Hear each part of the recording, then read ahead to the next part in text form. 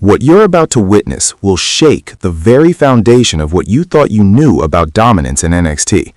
The War Raiders, two absolute beasts who've destroyed everyone in their path, just got erased by one man. And if you think that's an exaggeration, stick around, because what I'm about to show you will leave you speechless. Let me ask you something that's going to make your blood boil. How is it possible that WWE is letting Oba Femi, arguably the most dominant force we've seen in years, languish in NXT while they're pushing mediocre talent on the main roster? This man just dismantled both War Raiders like they were enhancement talent, and yet he's still not on Raw or SmackDown? The disrespect is astronomical, and honestly, if you're not furious about what happened to Hanson and Rowe at the hands of Oba Femi, then you haven't been paying attention. Drop a comment right now if you think WWE is sleeping on the biggest future world champion they have. I'll wait. Alright, WrestleScope family, let's rewind and set the scene properly, because context is everything.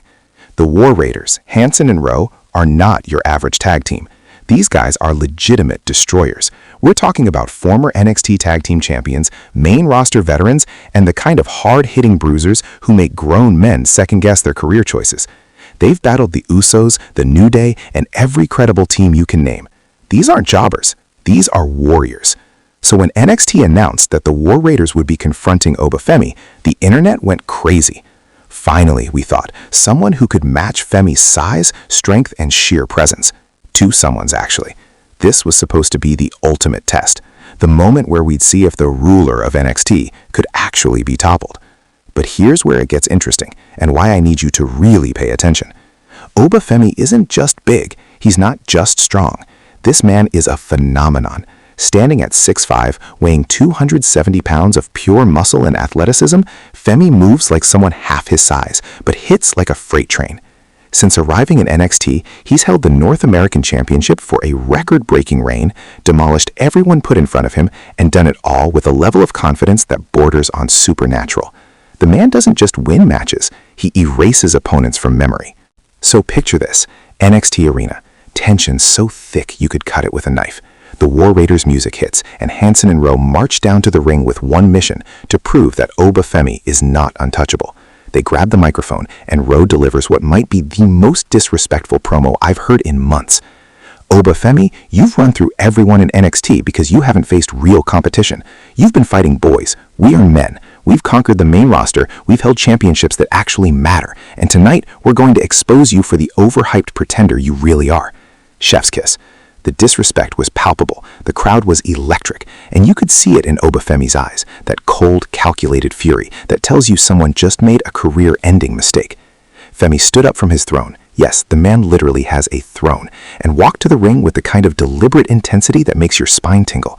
No rushing, no panic, just pure, concentrated purpose. When he grabbed the mic, the arena went silent, and what he said next, iconic. You call yourselves War Raiders, you claim to be warriors, but warriors bow before kings, and I am not just a king, I am the ruler. Tonight, you will learn the difference between conquest and annihilation. Mic drop, literally. The match was set. 2-on-1, the War Raiders versus Oba Femi, and everyone, I mean everyone, thought this would finally be Femi's downfall. The bell rings, and here's where things get absolutely insane. Hanson and Rowe immediately try to use their numbers advantage, charging at Femi from both sides. Smart strategy, right? Wrong, because Oba Femi catches both of them mid-charge with a double clothesline that nearly decapitates them. The impact was so brutal that the crowd collectively gasped. But it gets worse for the War Raiders. Rowe tries to fight back with his signature power offense, hitting Femi with forearms that would knock out most mortals. Femi doesn't even flinch. He looks at Rowe with this expression that says, "Is that all you've got?" Then proceeds to launch Rowe across the ring with a fallaway slam that had him crashing like a sack of bricks. Meanwhile, Hanson, the 300-pound monster, attempts a cartwheel clothesline. Oba Femi catches him mid-rotation and transitions into a devastating power slam that shook the entire ring. The referee looked legitimately concerned for Hanson's well-being. And here's what absolutely infuriated me about this match. The commentary team kept talking about how the War Raiders just needed one big move to turn it around. One big move? These guys were getting embarrassed. This wasn't a competitive match, it was a public execution. Femi started toying with them. He'd let them get up, gesture for them to come at him, then systematically dismantle whatever offense they tried. Suplex to Rowe, powerbomb to Hanson, a brutal spear to Rowe that cut him in half. The crowd was losing their minds. Chants of Oba, Oba, Oba echoed throughout the arena, and you could see the War Raiders, these battle-tested veterans, looking at each other with something I never thought I'd see in their eyes: fear. The finish? Chef's kiss. Level brutality.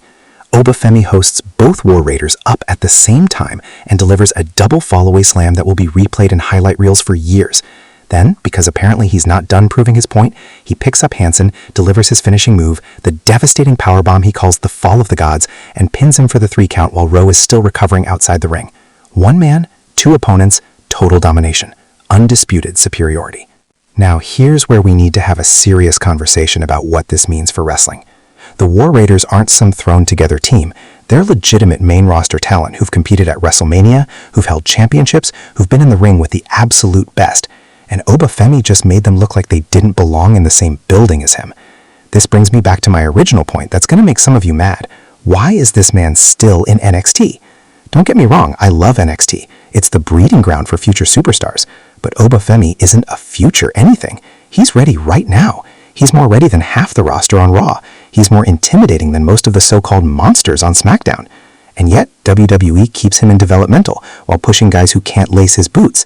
It's frustrating, it's maddening, and it's frankly disrespectful to Femi and to us as fans who recognize true excellence when we see it. Think about it.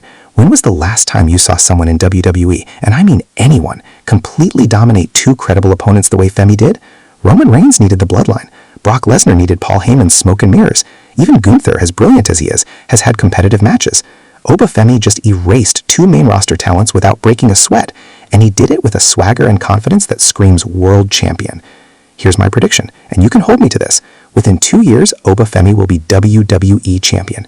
Not Intercontinental, not United States, world champion. And when that happens, we'll all look back at this War Raiders match as the moment we knew it was inevitable. So where does Oba Femi go from here? Who's left in NXT that can even challenge him? The honest answer? Nobody. He's cleared out the entire division. He's beaten every contender, demolished every challenger, and proven beyond any doubt that he's on a completely different level. This is why I think, and I hope, that WWE starts transitioning him to the main roster soon. Put him in a program with Seth Rollins.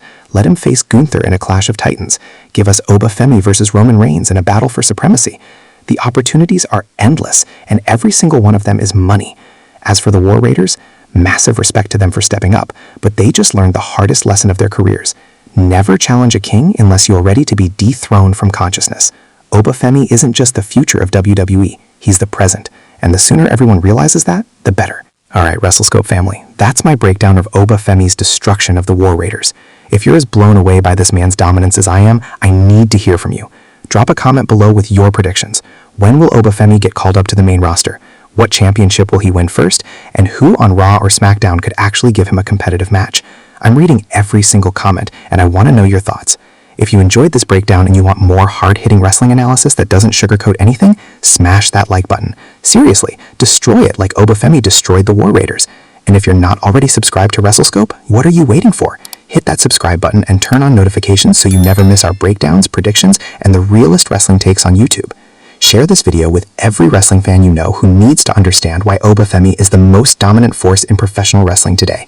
This is WrestleScope, bringing you the truth about wrestling, no matter how brutal it gets.